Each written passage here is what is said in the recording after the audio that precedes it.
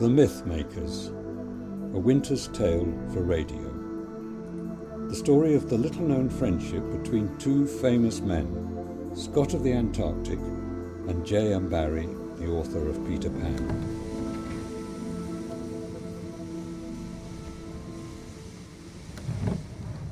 That wind again. I've no ally against the wind. Wind is our master and murderer. Grant me a night when I cannot hear it, a night without ghosts. 12 April 1913. My dear Scott, it is near 3 years since you left for Antarctica, and it feels many more. There is something I need to tell you. What am I doing writing to a dead man? I want your memories. I miss you, Scott. Do you remember our first meeting when we escaped the chattering dinner party after your first expedition?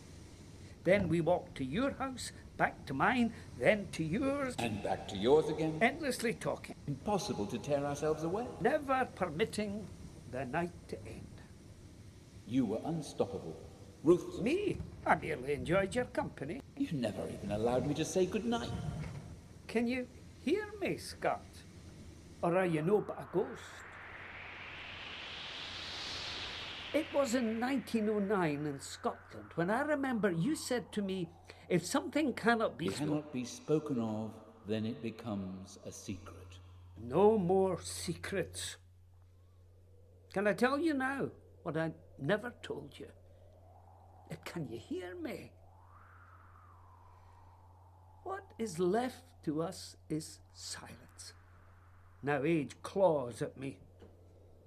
You're luckier than I, Scott. You never grew old. Sleeping in the ice. Me? You barely recognize me now. Most of my friends are ghosts. I never knew what I had done to offend you. You misunderstood me. You left and said nothing. I tried repeatedly to see you again. Came to your office in Buckingham Palace Road. You were not there. I came down to see you off at Waterloo. They would not let me near. Of course, it was your moment, but nobody knew how much we had shared. Do you hear, Scott? I wrote your letters. I received none. They were never sent. Can you ever forgive me? The wind has taken you. I have changed much in 3 years. Can we stop time? What remains of you now, Scott? Only courage. Courage. Freedom at last from public speaking and begging for money. So, my diary.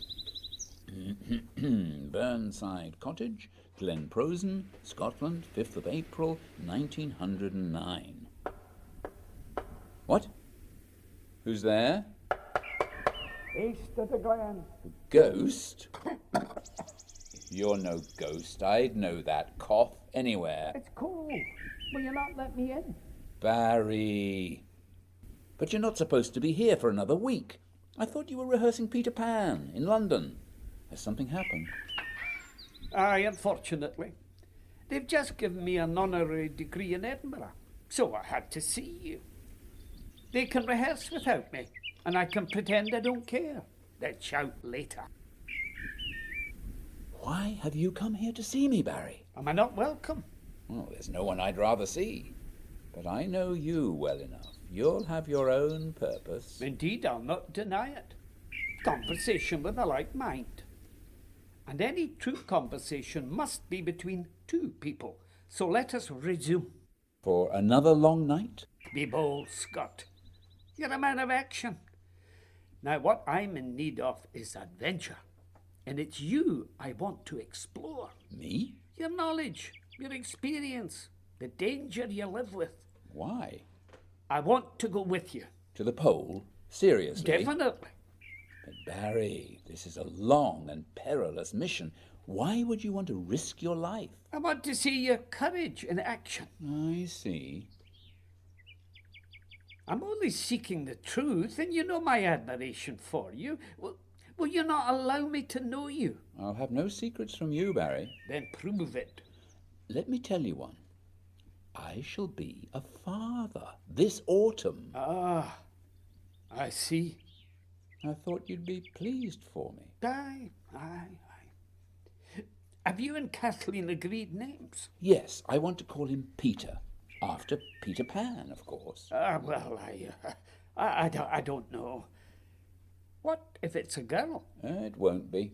Kathleen tells me with utter authority that a son is the only choice. Now, don't you agree? Aye. Do you object to me calling him Peter? No. I'm honoured. You will be of great importance to him, as you are to me. I want you to be his godfather.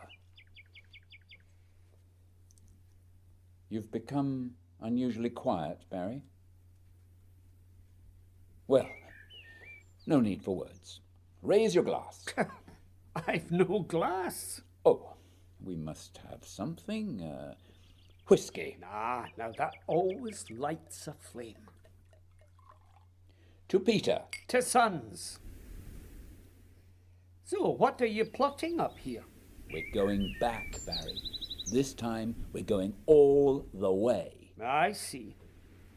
Do you have everything in place? All but the most difficult. The men? No, the money.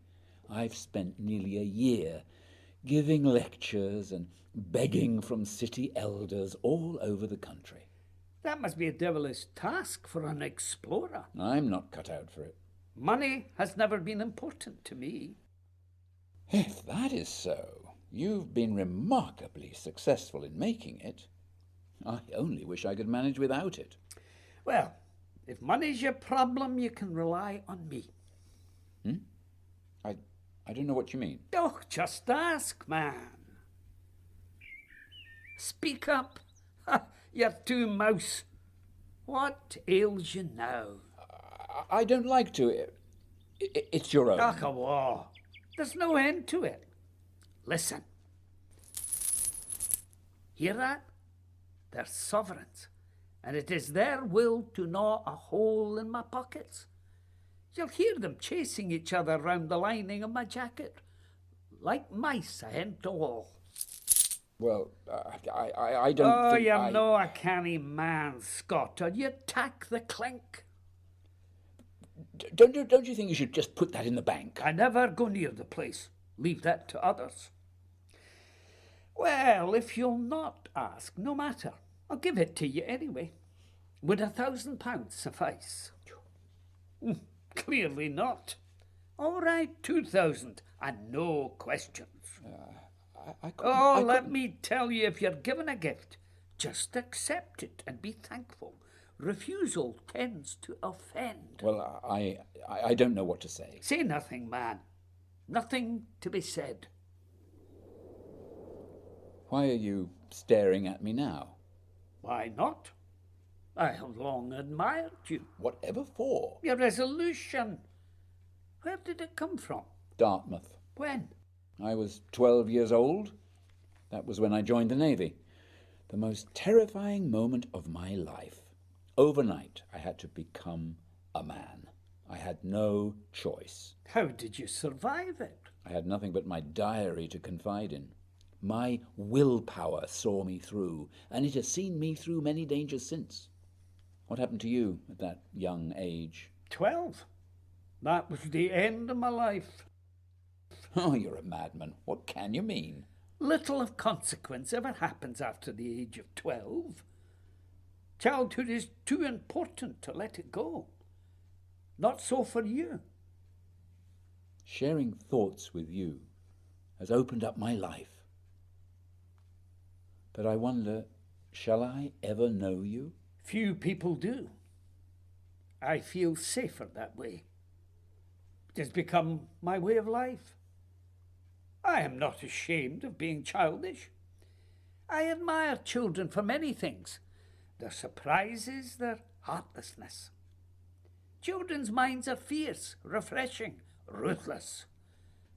Child's whole purpose is to play. Adults too willingly relinquish that. You haven't lost it. And some would say more's the pity. Adults feel more comfortable with predictability. Not you. Nor you? No. I long to learn to play again.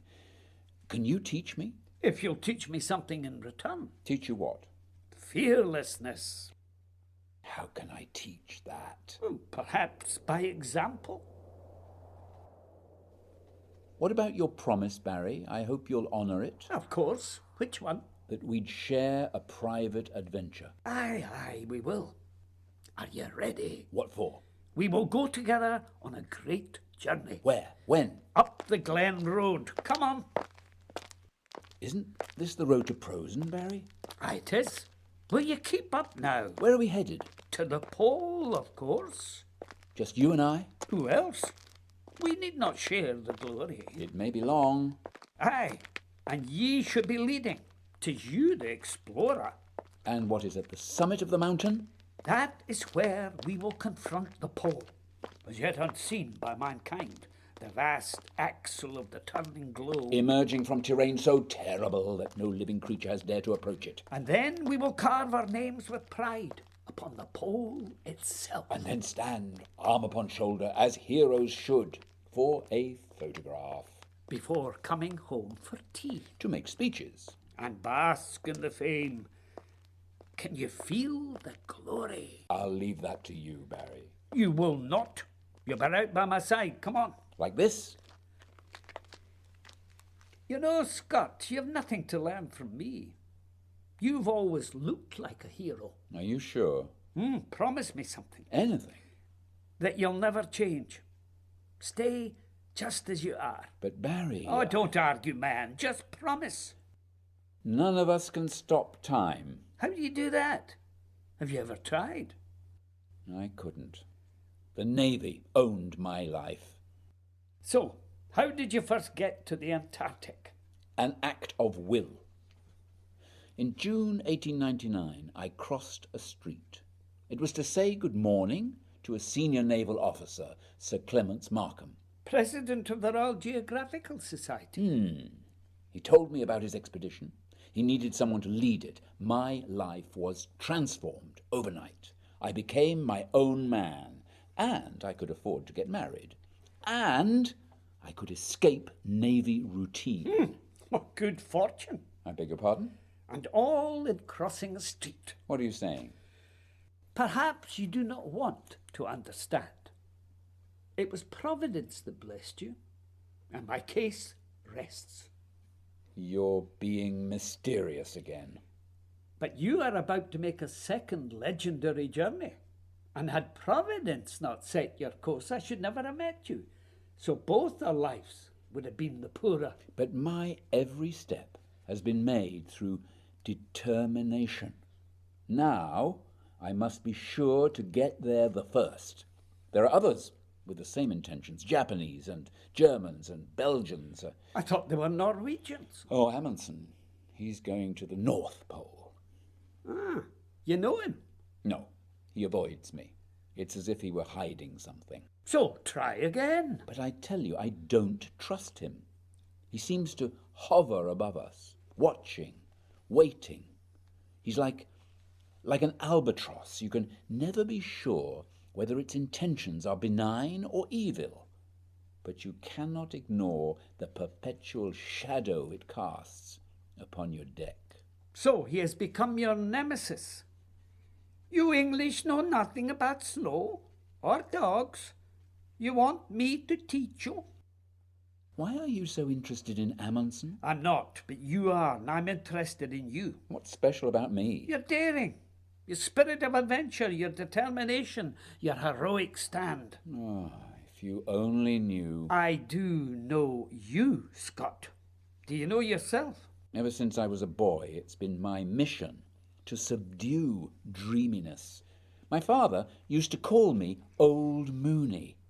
What you see before you here is a dreamer who awoke in the Navy.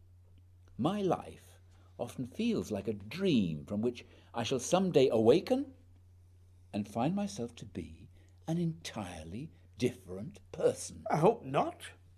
What kind of person might you become? Someone more like yourself? Then I prefer the dreamer. I have one dream now, to reach the pole. But why you? All I know is that I have to go. My previous trip reminds me there's only one person you meet on the way. Yourself. At least it's someone you know. It's not a pleasant encounter. Decisions you have to live with might be those you die with. I sometimes wish I was a stranger to myself, whom I could take vengeance upon. Or run away from. There's no escape in that vast emptiness. And when you reach the pole? There is nothing. You'll have room to dream then. Of course, I can never emulate your vitality. So you're not coming. Are you trying to prevent me? The doubts are your own. Why would you leave the success and comfort of your urban life for the frozen emptiness of the Antarctic? My life is not what you think it. I cannot think of a life I would prefer to yours. My hermit writer's existence. Spare yourself, Scott. My only freedom is in interruptions of family and friends, the tedious intrusion of public life and its honours, and with none of my own, my indulgence in the company of other people's children. Otherwise, I am a prisoner at my desk. But you're a success. Do I look successful? Well, I would leave it all. I want to know what it's like to be really alive. I'd rather let everything go hang and then enroll for the Antarctic. surely you wouldn't leave your wife. I am a man who should perhaps never have got married. Why ever not? People steal my silence. Wives demand time and intimacy. But Barrie, you are a married man. But also a writer. Writing is a tyrant. It is selfish and determined. It eats time. It sounds brutal. Maybe it is, but it's what I do. So writing takes charge and life is postponed. When I have work to finish, life must wait. Can Mary? She is my wife. Antarctica would bring me adventure and inspiration, which I could never find in London. And surely it would only be for a while. Quite a long while. 2 or 3 years. 3 years? No, I think you'll need more than inspiration. You see, Barrie, why I have to rely on honour, duty, responsibility, and have taken such pains choosing my men. Antarctic exploration is hard labour, and when our ship leaves port, my men will be trying to dismiss the thought that they may never return. It's like going to war. So they're responsible for their own decisions? No, the responsibility is entirely mine. I must answer for whatever becomes of any of them. Answer to whom? To their families, to God, and ultimately to myself. Can you bear so much, Scott? But I need you, Scott. Ever since I was a child, I fed upon stories of explorers and adventure. Your Antarctic is here, in the glen, Barrie, or wherever your imagination wills it. Your south pole of the mind is far harder for me to reach than my 90 degrees south, which demands only determination and endurance. I told you I'd go to the ends of the earth with you. Do you doubt me? I wouldn't presume to put you through that hardship. Is that the end, Scott? You will go south and I may never see you again? What makes you think that? You cannot deny the dangers. Oh, no. There are few people I've ever felt I could be myself with. You are the only person outside my family with whom I do not feel alone. To lose you would be like losing a part of myself. It'll only be time and distance that separate us. And too much of both. So, may I make a bargain? Well, Do not deny me this, Scott, that you will record, faithfully as only you can, every move, every thought, every observation, and then that you will share your account with me. I tried to describe it for the last expedition in my book. What are you hiding? Nothing but the superfluous. What is superfluous to you may be treasure to me. It's always what you want. Well, at least I tell you, you say nothing. Haven't we both talked enough? I may have you know. Why do you think I should record everything? Because you can. What do you think about on those long marches? We talk a little as we set out, but hard labour and the deafening sounds of the elements silence us. Dragging a sledge is the heaviest work I've ever done. We communicate by glances. I become sensitive to the slowing of a gait, the hunching of shoulders, a slight stumble, the first sign that they're weakening. Do they accept your opinions? No, they don't. I sometimes have to intervene to prevent them from marching to their own destruction. Suicide? No, pride. Failure would have been more terrible than death. The spirit of a man is far stronger than his body. So are they not responsible to themselves? No, Barrie. I am responsible. Well, I hope they show themselves grateful. Some don't. The most difficult thing is to write with frozen fingers. Pardon? Did you want to talk about writing? Do you have anything to say? Oh, yours is a rare gift. Sensibility tempered with scientific accuracy. Huxley said it, your own editor. Scott's mind is like wax to receive an impression and like marble to retain it. Your writing about Antarctica will be your legacy. You told me that the great ice barrier has shrunk since Ross first surveyed it. Well, surely it must have shrunk further. People will be reading your descriptions when the Antarctic is no longer there. It will not melt overnight. But you are its chief witness. Many better writers. No. You have never been bettered. What thoughts have I inspired in you, Barrie? Ah, you've touched a tender spot. I never talk about things that I've not yet found a form. I suppose it's a kind of superstition. I'm just curious, but...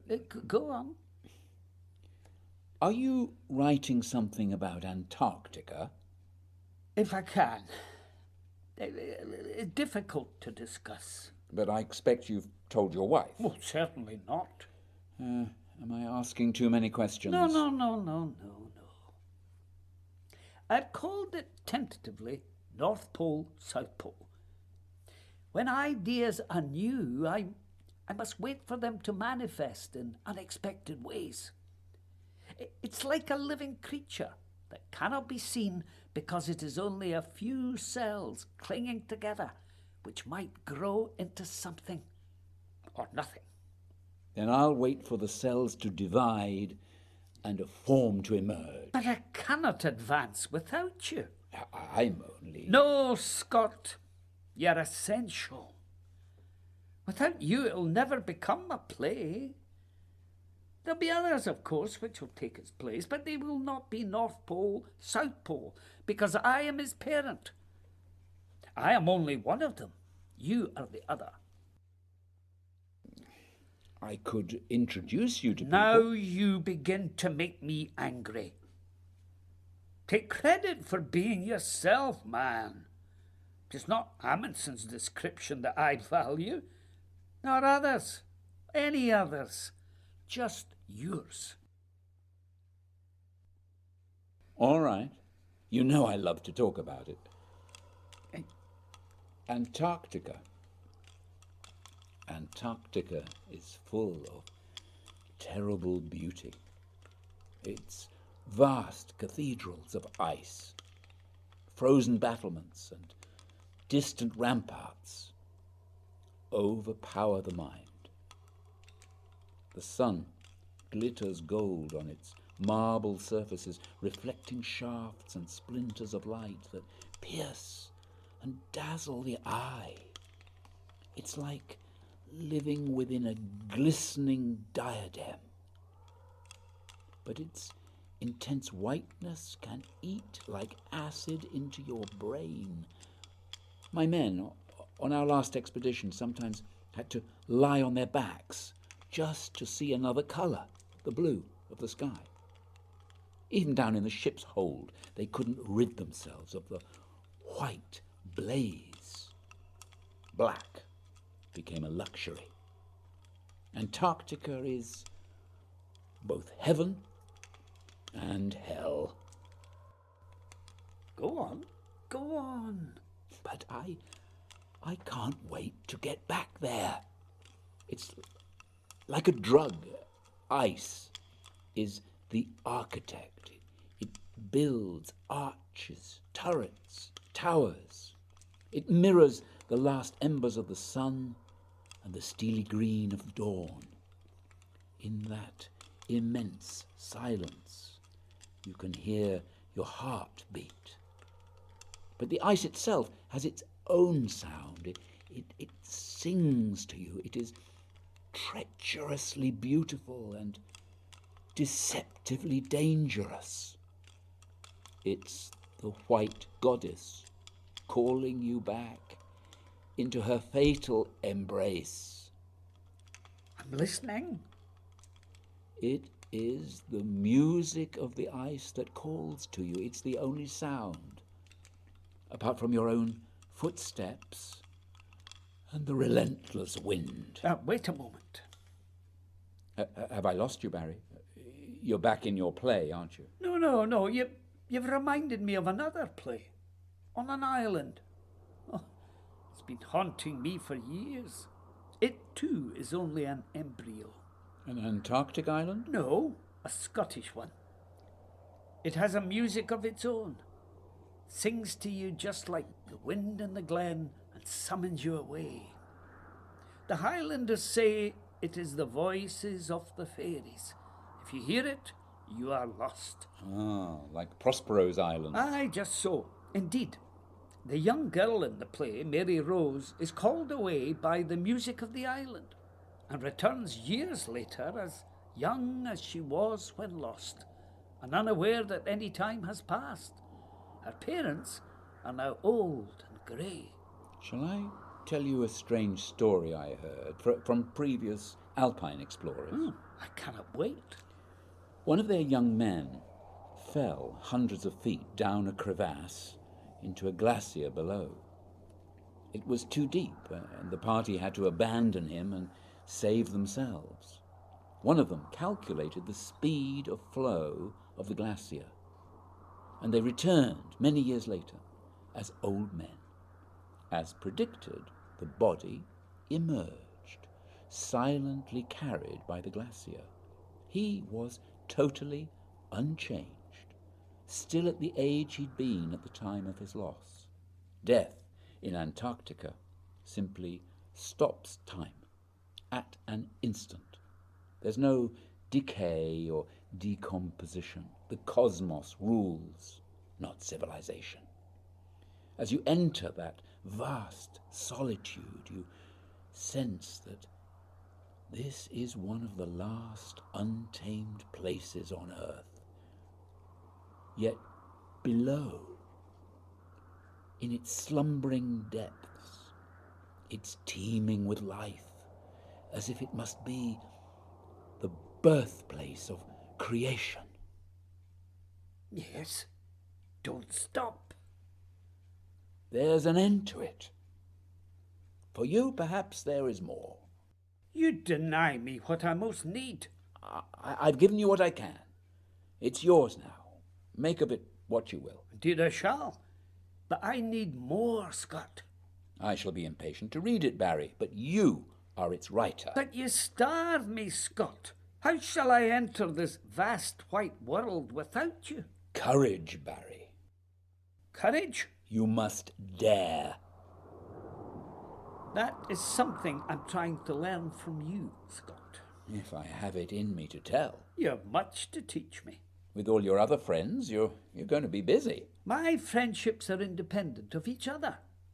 What you may tell one becomes a secret for another. It is important to have many But never allow them to meet. Better so. 2 or more together may constitute an enemy.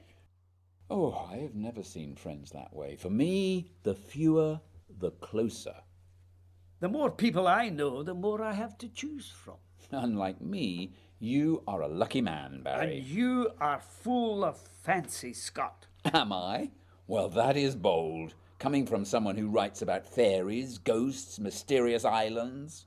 And I say that someone whose destiny arises from a chance encounter with a senior naval officer is not an unlucky person. One road crossing is not a life. Nor is one fairy story a life's work. But you know more of my life than I know of yours. Yes. Safer we keep it that way. Why? Is there something I shouldn't know? Oh, you expect me to tell you everything? Why not? Well, the more others know, the more they have to use against you. Only if you have something to hide. I have always found confiding a fearful thing. Yes, I'm only now learning to confide in others. Sharing halves the load. There are times when talking defines our humanity. And times when it seems to defile it. So, must we resort to silence? Better so. And that is where we disagree, Barrie. I never said we had to agree. We are together. Is that not enough? Together but unable to speak? Not everything can be spoken of. If it cannot be spoken of, then it becomes a secret. Every man holds secrets. It's a natural human property. Are you telling me you've none yourself? Not from you. Then you won't mind explaining something to me about your engagement to Kathleen. Naturally not. In fact, I had wanted to ask your advice. You asked me nothing. Never even told me you were engaged. It was sensitive. I was seeking the right opportunity. But you know that your wife Kathleen is an old friend of mine. And my wife's, Mary's too. So, why did I have to hear of your engagement from a third party? I assure you that nobody else knew. Except Mason, my oldest London friend. I was nervous because Kathleen had called it off several times. Of course, I knew she was torn between you and... You can't bear to say it either. Cannon. That man worms his way into everything. He has been most valuable in my work. It was because of Cannon that I didn't tell you.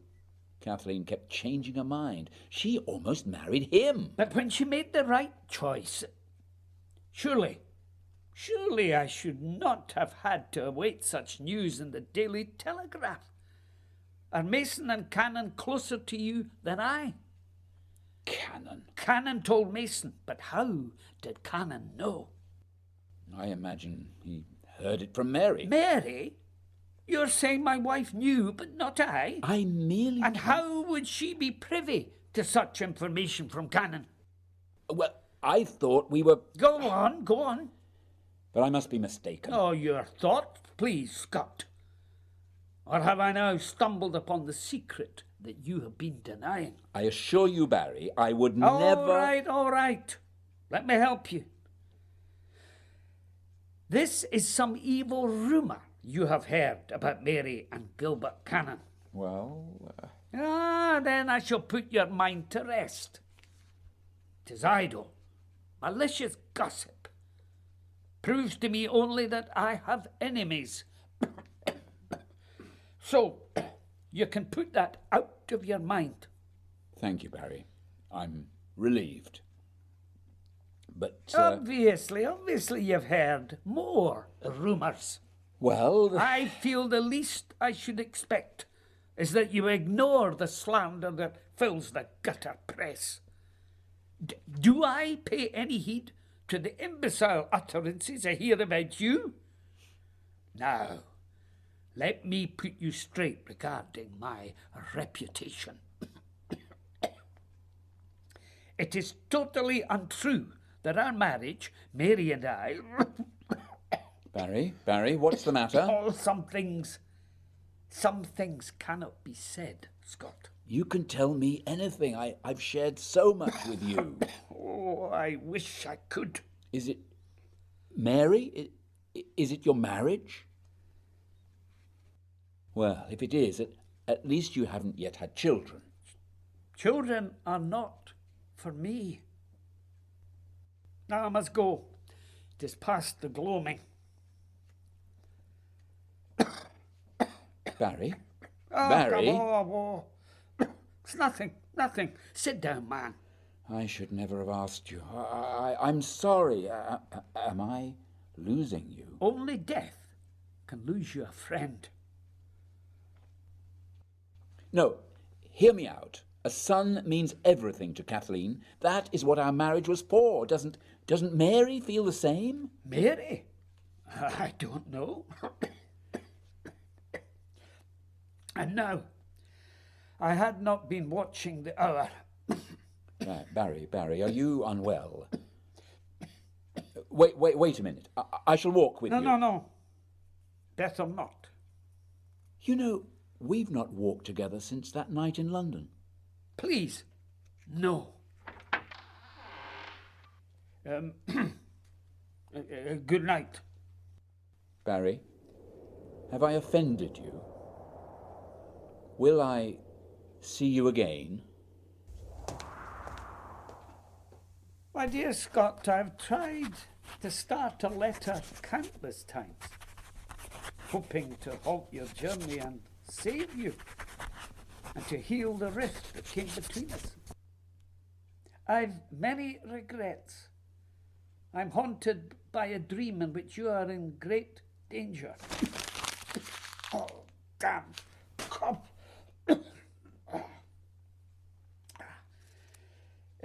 Dear Scott, you will soon be off on your great southern march. There by Christmas, you said, but still no news. Are you unaware of the dangers? Ah, no.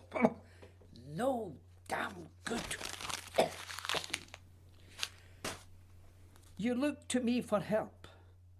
I knew I was the only one you could confide in, yet I turned away. And again, I cannot write. I remember you saying, the most difficult thing in Antarctica is to write with frozen fingers. I cannot expect a letter from you. I asked too much. You once told me that my only route to the Antarctic was through my imagination. I tried to write your letters, but now I cannot write. I read and reread your discovery account, ploughing that endless furrow through snow and ice, feeling the weight of your sledge, cursing the pressure ridges, yearning with you for the horizon and what lay beyond. In that white wilderness, how will I find you? You told me your habits, rising before others. You said that you felt the presence of familiar spirits dogging your footsteps. Now I shall become one of those spirits, softly pacing the snow behind you. I'll be no but a ghostly presence. The sky opens my mind. The aurora is a distant deity, full of signs and portents. I'm almost with you, Scott. Beauty releases me from concerns. For a moment, I am my own. Turn around, Scott. But we face a long winter. I'm here, behind you. My concern is my men. I did what you said. They come to me with every worry. Even their dreams are my responsibility. What do you dream of? Each of us longs for home. My thoughts are of Kathleen and my boy and of Barrie. Me, Scott. Who's there? Can you hear me? Barrie? I can't have you here, Barrie. I've come a great way to join you. You know this is no place for you. I've enough to worry about. But I am here. I came, as you told me, to explain my silences that provoked our rift. I need a second chance. And you defy common sense? Are you not pleased to see me? Of course, but you've become another responsibility. You're in danger. I'm always in danger. Your presence increases it. Don't lag behind and keep talking. I need to know you're there. I have seen things. A giant albatross. You're dreaming again, Barrie. I can reach you. Just wait. No, Barrie, you are lost in the past. Time stands between us. I have things to tell you. You can't follow me. I had to voyage in my imagination to reach you. I don't think I can wake up. Well, you can't sleep here. Far too dangerous. I've had dreams. We all have dreams. If we allowed them to disturb us, we'd never have sailed from Cardiff. Down here, life is a dream. It's something you get used to. You should understand that, Barrie. It's Neverland. There are things only I know. I have seen a black flag. Black flag? Never have a writer on an expedition. They are obsessed. I'm only here in my mind. We're both in your mind, Barrie. You wanted to come here. I wanted to walk with you. Then keep up, Barrie. Do you know where you are heading? Of course. It's an instinct. Oh, I fear for you, Scott. Do you know what fear is, Barrie? To be fearful is to be alive. I have known it as a presence. I know it well. And the wilder the place, the stronger it feels. I turn to speak to one of the men and have the strange sensation that someone else walks behind me. There are times when a weird smile comes upon the face of one of my team, as if something has taken possession of him, while trying to sleep with the wind moaning above my head and the tent door flapping, as if someone were trying to come in. It seems that words are carried on the wind, and their purpose is enduringly sinister. In the mornings after such winds, I feel sure I've been told something, been given a last warning. I have to redouble my intent and purpose for fear of cracking that of my own men. Many's the time I feel that to die is the most pleasant option. But you never give in to death. Those men have wives and families, and they have placed their trust in me. I wonder if I might have surrendered to death had I been entirely alone. Perhaps she's waiting for me even now at the foot of the Beardmore Glacier. So it is ice you fear. I can't know what fate is in store for us, but that fate is locked in the ice, and we must venture to know it. To that end, my mission is to live. You speak of ice, but it's death I hear. I am not afraid. Everybody fears death, except those who are dying. But it's our biggest adventure. I must live. Too much depends on me. Perhaps I did long to fall into her arms, but I never could. Perhaps she'll stalk you again. Things must take their course. Scott! Why not sit down, Barrie? But Scott! Hush! Don't waken the men. Where am I? Cape Evans. This is our hut. Are you impressed? This is where you've all lived since you... More home than home, don't you think? Well, perhaps.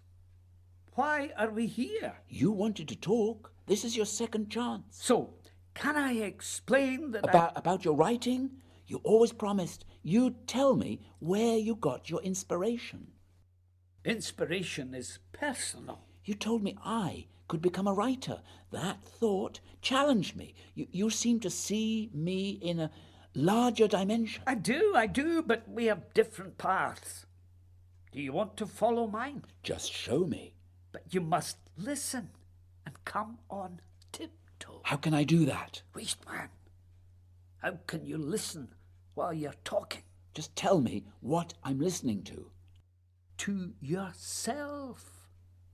Can you not believe that there is a voice inside you? A voice? I can hear nothing. Be patient. It takes time. You know that I have little time, Barrie. I have responsibilities. Put your concerns aside. Listen. The less there is, the more intense the experience. The secret is to make it your own. I told you that I feel a tiny breeze blowing over me. It is like catching the wind in a net.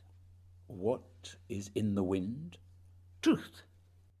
You write fantasies about fairies and mysterious islands, Barrie. What do you know about truth?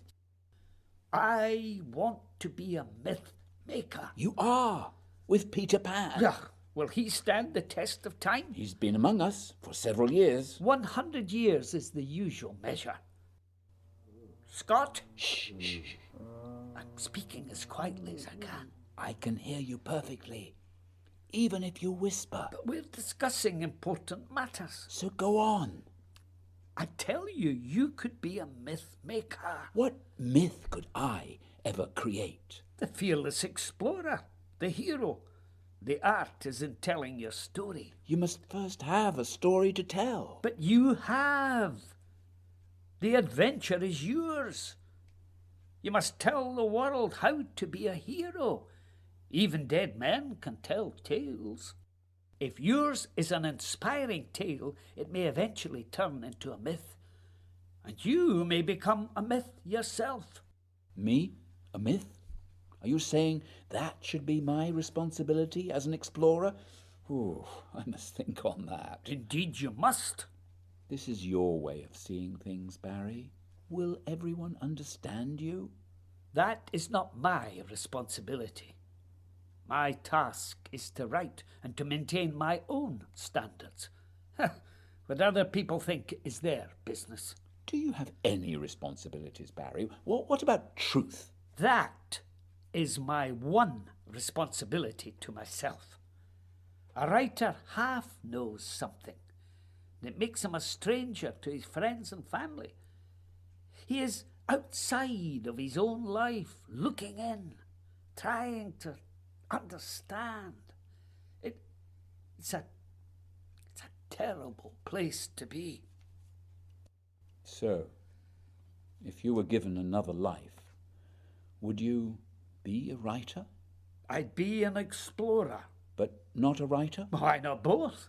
Like you, Scott. You're avoiding my question. I always avoid questions. What would you be? I have no choice. Oh, Scott, can you fulfill your duties? You could have been anything, man. Are you making of me a dreamer? My whole life's work has been devoted to the control of that dangerous tendency. Dreaming could have been your release. If I had dreamed as much as you, Barrie, I could never have gone to the pole. What will remain of you after this expedition? Suppose you do not succeed. I shall succeed. I have pledged my life to it, and I rely, as always, upon willpower. I pray that Providence also goes with you. Providence, like other mysteries, knows her own. I neither need nor trust magic. So, where is your trust? I'm not sure. You're the magician. Childhood is full of magic, and it is a last place of safety. Don't you remember being a boy? Of course I do. I saved my sisters from pirates. I blew up ships. I could do anything. And I did. I promoted myself to admiral. So, play makes anything possible. But playing is not real. It is real to children. Not to adults. It is more than real. It can be your salvation. I cannot escape reality. Oh, you can. You can. Follow me. Where? I know a way. A blind leap. Is it dangerous? I'm not sure. You must have faith. This sounds hard. Did I say it would be easy? Scott? Scott, are you still there? Stay with me, Scott. I'm trying to save you. Now, we must not let this moment pass. You still think you can turn time around? Together we may, if you believe it. I'm not sure what you expect of me. To trust me. I hope that is the least you could ask. So tell me what to do. I want you to join me on a precipitous journey, back to a safe place where nothing can reach us. Wait. Come on, Scott. I'm safe You here. said you could trust me. You're as mad as ever, Barrie. Close your eyes. Feel the wind. Smell the heather. Ah, as in Glenprosen. Aye, the wap of the glen. I want to take you back to my den. Hear the wind, the burn. Shh. Come on tiptoe. We are Jacobites again. Where are we going? Up through the wood to the reeky broth pot. What's the reeky? Up the waterfall that tumbles into the Cuttle Well. It's a steep path. Are you coming? Where? Which way? Oh, just do as I say. I'm always doing as you say. Are you ready to jump? Wait! This is our last chance. We're near losing the moment. I don't think I can do this, Barrie. Of course you can. Come on. I can hear something. What? I think it's my men. Oh, no, don't listen, But Scott. I'm responsible. You cannot meet your obligations. I can't ignore them. The game's up then. I wanted to, but You have done for us, Scott. you've made a dream of me, Barrie. Where are you, Scott? Scott? Don't leave me. Scott! Scott! Scott! Scott! Latitude 79 degrees, 42 minutes south, 29th March 1912. My dear Barrie, we are pegging out in a very comfortless spot, hoping this letter may be found and sent to you. I write a word of farewell. It hurt me grievously when you partially withdrew your friendship, or seemed so to do. I never gave you cause. If you thought or heard ill of me, it was unjust. Calumny is ever to the fore. I want you to think well of me and my end. I love you more than any man I know. You had so much to give, and I, nothing.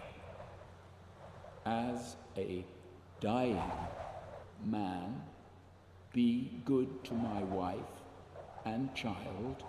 Yours ever, R. Scott. I love you more than any man I know. Can anyone love me? Our battle's not against each other or the world, but against ourselves. The fault was mine. Mine, Scott. I crave attention. You knew what I was like. The eyes took you, Scott. There is something monstrous in my sitting here, unknowing and dreaming that time was mine to heal the rift that came between us. Now I remain, and you are no more. Ah, what use are words?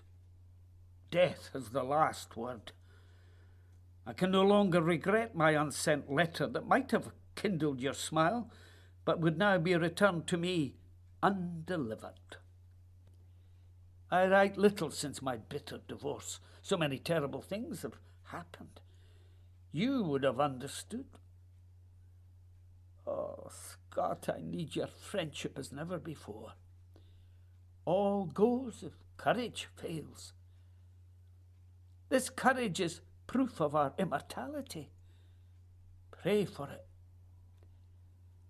Oh, why could I not tell you what I most needed to share? That I longed for a son of my own, but could never have one. Oh, was it jealousy that prevented me? Would you have turned your back on me, as I did on you? You would never have believed you could become a hero, Scott. People in the thousands were lining the streets of London at your funeral. They were weeping. St. Paul's had never seen a funeral like it. And knowing you, you'd ask me why. It was your words. They turned failure into fame. You wrote your story as you lived it. I always told you that you were a writer. Thinking of you in that wilderness, I am overcome with beauty. Beauty is you. Those men singing courage from their tent. Sometimes beauty boils over, and then there are spirits abroad. Ages may pass as we look and listen. I never met a man in my life whom I admired and loved more than you. But I never could show you how much your friendship meant to me. What I long for now is to exchange places with you, Scott, out there in the snow. What you gave me I shall always have, and you'll never change. I may be the myth maker, but you are the man who became the myth.